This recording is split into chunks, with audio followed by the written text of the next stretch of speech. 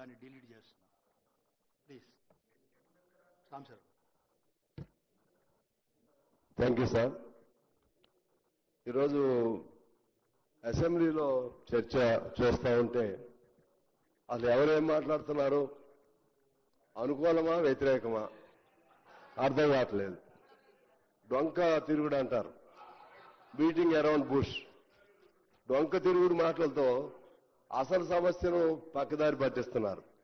ఇది చాలా విచిత్రంగా ఉంది. ఇటువంటి భాష అక్కడ బయట ఉన్నటువంటి వాళ్ళు ప్రజలు వింటే అందరి మీద నమ్మకాలు పోతాయి అధ్యక్ష, అందరి మీద నమ్మకాలు పోతాయి. ఎమ్మెల్యేలంటే ఇట్లా అబద్ధాలు ఆడాలేమో, ఎమ్మెల్యేలంటే ఇలా మోసం చేయాలేమో, ఎమ్మెల్యేలంటే ఇలా మోసపూరిత మాటలు చెప్పాలేమో, రోజుకో మాట మార్చాలేమో, ఇటువంటి వాళ్ళే ఎమ్మెల్యేలు అవుతారేమో, ఇటువంటి ఒక ప్రజల్లో చులకన భావం వచ్చే అవకాశం కనపడుతుంది అధ్యక్ష. ఎందువల్లంటే ఒకవైపు ఏమో 9th షెడ్యూల్లో లేనిదే అవదు అని అంటారు, మరోవైపు ఏమో మేము సంపూర్ణంగా మద్దతు ఇస్తామని అంటారు. సంపూర్ణంగా మద్దతు ఇస్తూ 9th షెడ్యూల్లో ఉండే విధంగా కలిసి పోరాటం చేస్తామని ఎందుకు అనట్లేదు అనేది నేను మీ ద్వారా అడుగుతున్నాను. చేయాలి కదా, ఫైట్ చేయాలి కదా. కేంద్రము రాష్ట్రానికి మధ్య ఉన్నటువంటి పని విభజన లేకపోతే అధికారాల విభజనకు సంబంధించి మనం మన చేతుల్లో ఏమి లేదు, కేంద్రంలోనే ఉంది, కేంద్రం చేయాలి అంటే కేంద్రం చేయాలంటే మన నుంచి ముందు మన డిమాండ్ బయటికి రావాలి, మన గొంతు వినపడాలి, మన పోరాటం సాగాలి. ఆనాడు ఎన్టీ రామారావు గారిని చూశాం కదా, ఎన్టీ రామారావు గారిని మనం అసలు పోరాటమే చేయిందే సాధ్యం అవుతుందా? తమిళనాడులో కూడా అప్పుడున్నటువంటి ప్రభుత్వం జయలలిత గారు పోరాటం చేయబట్టే పివి నరసింహారావు గారు అంగీకరించారు అధ్యక్ష. మరి ఇప్పుడు నరేంద్ర మోడీ గారు కూడా అంగీకరించవచ్చు కదా. నా మిత్రులు బీజేపీ మిత్రులు వాళ్ళు మాట్లాడుతున్నప్పుడు నాకు ఆశ్చర్యంగా ఉంది. బీసీ వర్గాలకు అన్యాయం చేస్తున్నారు నాకు అర్థం కాలేదు. బీసీ వర్గాల కంటే కేంద్రంలో ఉన్న వాళ్ళు అన్యాయం చేస్తున్నారా, రాష్ట్రంలో ఉన్న వాళ్ళు అన్యాయం చేస్తున్నారా? ఇప్పుడు ఎక్కడ ఆగుతుంది? ఇక్కడ పంచాయతీ ఎక్కడొచ్చింది, ఇక్కడి నుంచి బిల్లు అయిపోయింది. బిల్లు అయిన దాన్ని ఆపుతున్న వాళ్ళు ఎవరు? ఆపిన వాళ్ళు అన్యాయం చేసినట్లా, రాష్ట్రంలో వాళ్ళు అన్యాయం చేసినట్లా విచిత్రంగా వినబడుతుంది అధ్యక్ష. రకరకాలుగా కుంటి సాగులు, రకరకాలుగా అన్ని సినిమాల్లో ఆ రోజుల్లో నాగభూషణం గారు ఇటువంటి వాళ్ళు ఉండేవాడు, వాళ్ళు గుర్తొస్తున్నారు అధ్యక్ష. ఇది సరైన పద్ధతి కాదు. నిజంగా చిత్తశుద్ధి ఉంటే నేనేమి అధికార పక్షానికి సపోర్టు లేదా ఇంకోరు సపోర్టు అని నేను మాట్లాడట్లేదు. నేను స్పష్టమైనటువంటి అవగాహనతో మాట్లాడుతున్నాం. మా పార్టీగా కూడా 42%ని ఇవాళ ఉదయం మా జనరల్ సెక్రటరీ రాజా గారు కూడా అభినందన చెప్పి వెళ్ళాడు. మీ రాష్ట్ర ప్రభుత్వం మంచిగా చేసింది, మంచిగా దాని మీద ఫైట్ చేయండి అని. ఆనాడు ఎస్సీ వర్గీకరణ కూడా రాష్ట్ర ప్రభుత్వం చేసింది. నాకు తెలిసి it's a revolutionary step forward. ఎక్కడ ఇంతవరకు ఏ రాష్ట్రంలో కూడా చేయలేదు అధ్యక్ష. దీనిపైన మనం తీసుకుని ముందుకు వెళదాం. ఇవాళ మీ మంత్రులు ఎంతమంది ఉన్నారు, లేకపోతే ముఖ్యమంత్రి ఏంటి, ఆ ముఖ్యమంత్రి ఏంటి, ఈ ముఖ్యమంత్రి ఏంటి, ఇవి వెనకటి నుంచి వస్తున్నటువంటి వరుస క్రమంలో కొన్ని చేర్పు మార్పులు జరుగుతూ ఉంటాయి. అన్ని కావాలి, మీరు తీసుకోండి. ఇప్పుడు ప్రధానమంత్రి మీరు కదా, ఎన్ని చేపిస్తే మంచిగా ఉంటుంది. అన్ని కావాల్సిందే. అయితే ముందు ఇది కానివ్వండి, ఇది అయితే అన్ని ఆటోమేటిక్గా అన్ని ఆర్డర్లో పడతాయి అధ్యక్ష.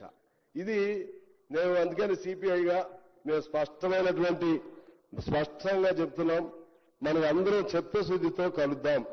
చిత్తశుద్ధితో ఇవాళ ప్రభాకర్ గారు చెప్పినట్లుగా మూడ్ ఆఫ్ ద హౌస్ అంటే అల్టిమేట్ గా నాకు తెలిసి నోబడి విల్ అపోజిట్.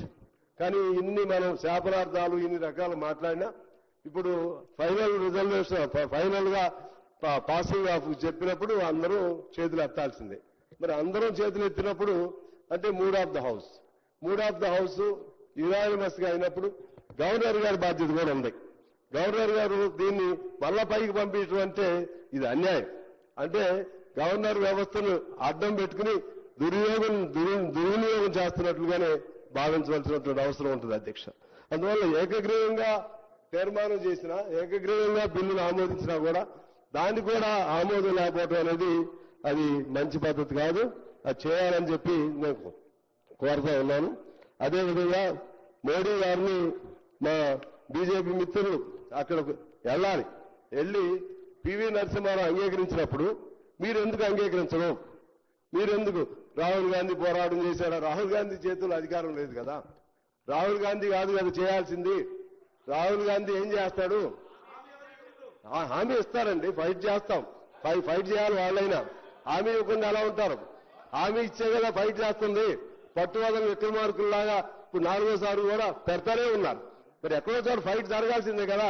మీరు హామీ ఇచ్చారు కాబట్టి మీరు సావండి అని వదిలేస్తారా?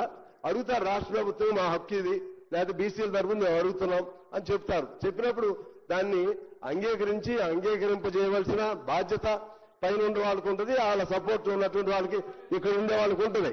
ఇది అందుకని ఇది ఎన్ని చెప్పినా అధ్యక్ష అన్ని కుంటి సాగులా కనబడుతున్నాయి. ఇది అన్ని కుంటి సాకులే. వాళ్ళ ప్రయత్నం వాళ్ళు చేశారు, మన ప్రయత్నం కూడా మనం చేద్దాం, అందరూ ఏకగ్రీవంగా తీసుకుని వెళ్దాం. ఆ విధంగా చేయటం ద్వారా మనకి ప్రజలకి ఇవాళ నువ్వు అవునన్నా కాదన్నా బీసీలు, ఎస్సీలు, ఎస్టీలు వాళ్ళు చైతన్యం ఇవాళ వచ్చేసింది. ఎవరు ఆపాలన్నా ఆపలేరు, తాత్కాలికంగా ఆపగలుగుతారు తప్పితే ఎవరు ఆపాలన్నా ఆపలేరు. ఒకవేళ ఓసీల్లో ఎవరైనా బాగా యాక్టివ్గా ఉండి ఒకరిద్దరికి అవకాశం ఉంటుందో తప్పితే కాలం అంతా మారిపోతుంది. ఇవాళ కూడా మనం చూస్తున్నాం అధ్యక్ష, పంచాయతీల్లో కానీ లేకపోతే మండలాల్లో కానీ ఓసీ సీట్లలో కూడా బీసీలనే పెడుతున్నాం.